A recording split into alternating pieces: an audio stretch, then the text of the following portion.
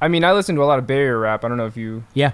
Or I'm you, still new. Yeah. I'm still Okay. new. He did this documentary. I'll put the links down below. It is it is your storytelling, and I'm not just saying this. It's incredible. The documentary he did on the Bay Area Hyphy movement is fucking awesome.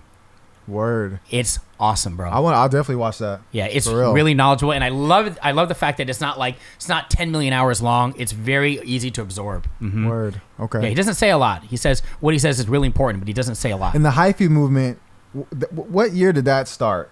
Actually, that's a good question.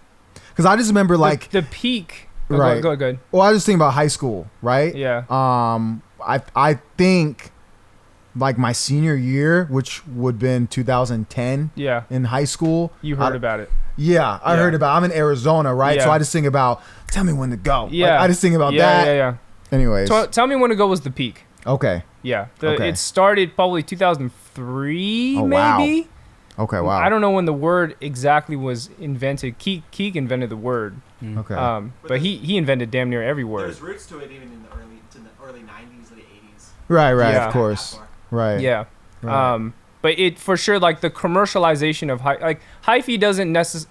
The origination of the word hyphy is not actually like sunglasses, ghostwriting, baggy clothes, and hyphy music and dancing. That's not really the root essence of hyphy. Was actually, it's like, let's just say you're in the hood, I guess, and your friend gets in the car and it's like, man, get out of my car. You too hyphy right now. I mean, you got a gun on you. This is not like, get out of my car. Like you too active right now. That's originally what that's it meant? hyphy. Right. That's like Oakland's version of this is hyphy, right? But hyphy, the word ended up getting spun, and it got commercialized after, either Keek and then, Mac Dre. Then Mac Dre passed. And then everyone all of a sudden, because before Mac Dre passed, nobody was on Mac Dre's wave besides people that were with Mac Dre, right? And then once he passed, everyone's like, we ghost riding the whip, we wearing 7 hats, like we wearing all these big old t-shirts, this and that, and then you don't find that out till years later, and it's like, wait a minute, like these people didn't know about him when he was alive. Nah, they weren't. I mean,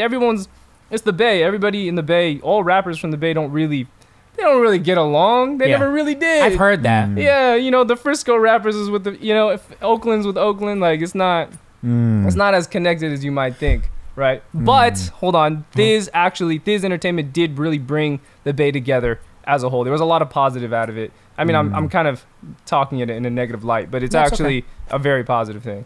So if you don't mind me asking, why when I first moved here, this is like 5 years ago, I'd heard that I guess for lack of a better word, separatism. Why is that? From the Bay? Yeah, because every city has its own culture. Chicago, drill, they have their own culture, their own vibe. Why do you think that is? Because I did hear that. I don't know what it is. The separatism.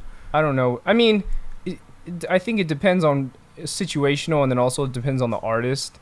But there are cases where a lot of artists do, mess with each other, right? But I don't know what it is. But the Bay is more entrepreneurial than other cities, right? But LA, Atlanta, and New York, they really help each other. Collab. Right? Look at the whole slime thing going on with Young Thug and all that. Like, they all build each other up. They're like, oh, Lil Baby's next? Okay, you next. Okay, Gunna's next? Okay, we're working on your shit next. Yeah. Right? And the Bay, it's like everyone's like like the Spider-Man meme. Right? They're all pointing fingers at each other. Like, wait.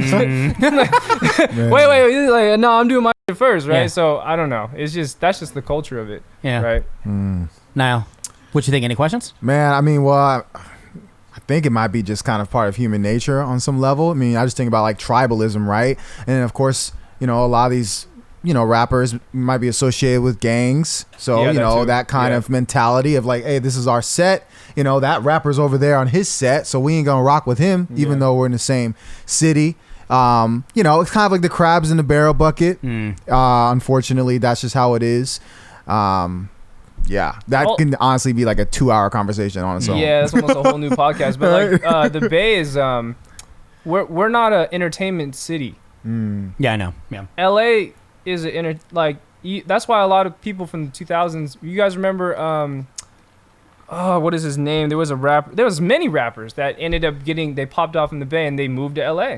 Oh yeah, there's so many of them. Yeah. Well, wait, are we talking about like in the past or current?